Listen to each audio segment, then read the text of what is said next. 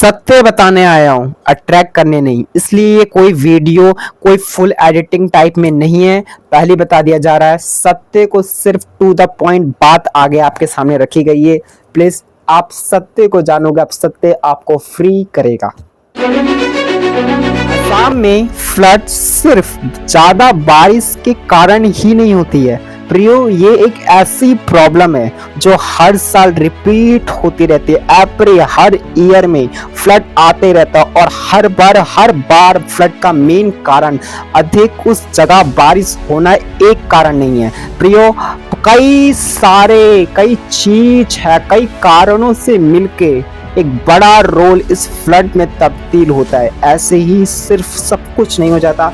अगर ये सिर्फ ये कहा जाए कि बारिश होती है इसलिए फ्लड आता है, नहीं। इसका कारण ये है कि असम जो है एक ब्रह्मपुत्र रिवर, एक बड़ी सबसे गहरी नदी के आसपास बसा हुआ है और छोटी छोटी नदियां बहुत सारी उधर, और बहुत मिट्टियों के साथ वे नदियां सीमित सहित आती है।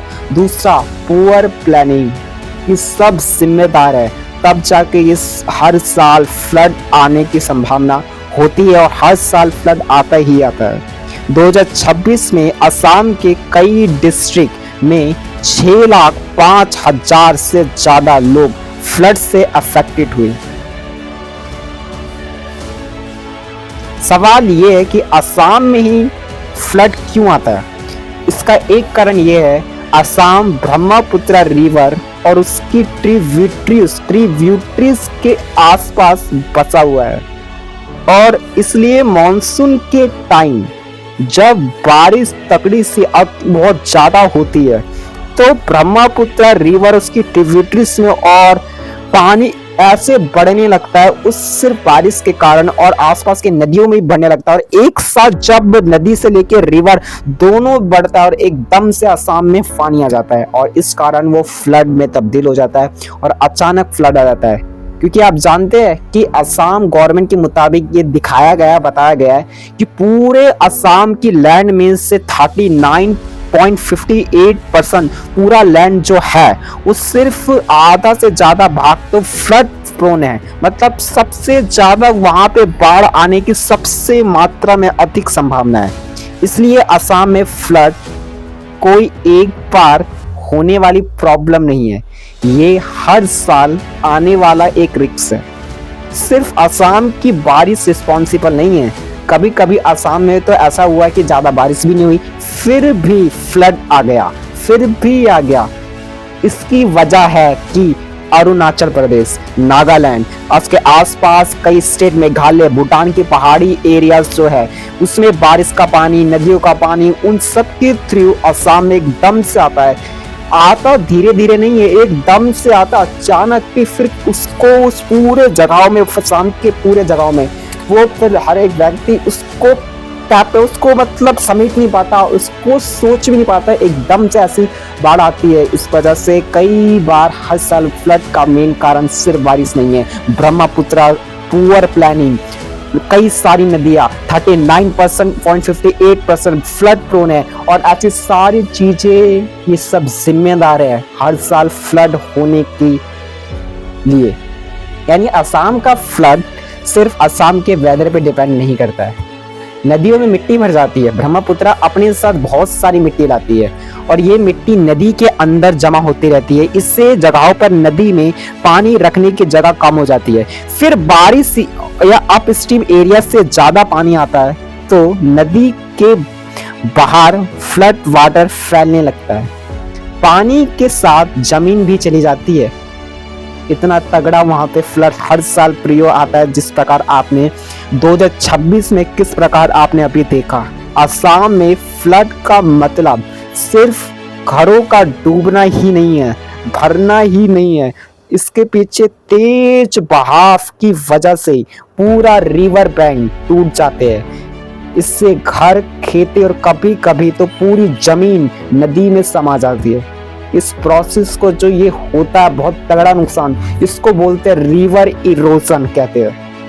लोगों का क्या नुकसान होता है? लोगों का फ्लड में होता है रोड्स, ब्रिजेस सब टूट जाते हैं, घरों में पानी भर जाता है, खेती फसल सारी खराब हो जाती है और पशुओं भी नुकसान होते हैं, स्कूल हॉस्पिटल बंद हो जाते हैं, लोग रिलीफ कैंप्स में रहने पर मजबूर हो जाते हैं। यानी फ्लड का असर सिर्फ पानी तक नहीं, पानी जिंदगी पर उनको इतना इफेक्ट, पूरी जिंदगी, पानी सिर्फ फ्लड उनकी पूरी जिंदगी खत्म कर देता है। हर साल फ्लड रिपीट क्यों होता है? फ्लड का एक रीजन नेचुरल है, लेकिन कुछ प्रॉब्लम हम खुद ही बढ़ा देते हैं। फ्लड असम में आने का हर साल का कारण जो है वो प्राकृतिक है, वो नेचुरल है, क्योंकि वहाँ का वातावरण, वहाँ वो असम बसई ऐसी जगहों पे है जहाँ पे कई सारी नदियाँ, और इस कई सारी नदियाँ के होने के कारण जब बारिश होती है तो फिर भर जाने के कारण तो वहाँ का आसपास जो असम बसा हुआ है उसी को तो इफेक्ट वो करेगा जो उसके नज़दीक है। पर ऐसी कई सारी दिक्कतें हैं जो स्वयं नेचुरल नहीं है, ये इंसानों द्वारा घटिया तरीके से, बकवास तरीके से खुद एक इंसान अपने नुकसान को तब्दील करता है और फ्लड को बढ़ावा देता है। वेटलेस खत्म हो रहा है, ड्रेनेज ब्लॉक हो रही है, फ्लड प्रोन एरियाज में कंस्ट्रक्शन बढ़ रहा है, एम्बैंकमेंट्स भी बनाए जाते हैं, लेकिन उनकी रेगुलर मैनेज ना हो तो फ्लड तो प्रेशर में आएगा ही आएगा। क्लाइमेट चेंज का रोल ये है, क्लाइमेट चेंज अगर देखा जाए तो क्लाइमेट चेंज की वजह से वेदर पैटर्न अनप्रिडिक्टेबल हो रहा है।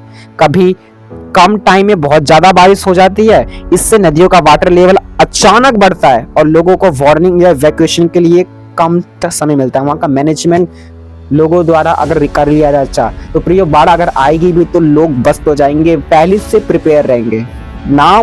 लोगों का पहले से ना प्रिपेयर होने का कारण एक वजह यह है कि वो poor planning, no strong planning, कोई एक स्ट्रॉन्ग प्लानिंग नहीं है। सोल्यूशन क्या है फिर इसका? असम को सिर्फ फ्लड के बाद रिलीफ देने से प्रॉब्लम सॉल्व नहीं होगी कि फ्लड पहले सहो अच्छी रीति से फिर उसके बाद रिलीफ लिया जाएगा। नो, स्टेट को चाहिए फ्लड की पहले वार्निंग देने का बेटर सिस्टम। दूसरा, एम्बैंकमेंट की रेगुलर चेकिंग, रिवर इरोजन को रोकने का प्रैक्टिकल मेथड, वेटलैंड्स और नेचुरल ड्रेनेज की प्रोटेक्शन, फ्लड प्रोन एरियाज में कंस्ट्रक्शन पे कंट्रोल, और छठा, नेबरिंग स्टेट के साथ रेनफॉल और रिवर डेटा शेयर करना।